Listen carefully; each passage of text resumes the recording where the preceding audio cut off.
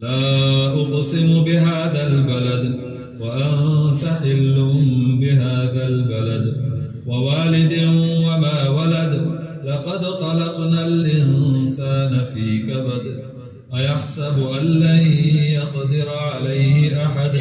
يقول أهلكت مالا لبدا أيحسب أن لم يره أحد ألم نجعل له عينين ولسانا وشفتين وهديناه النجدين فلاقتحم العقبة وما أدراك ما العقبة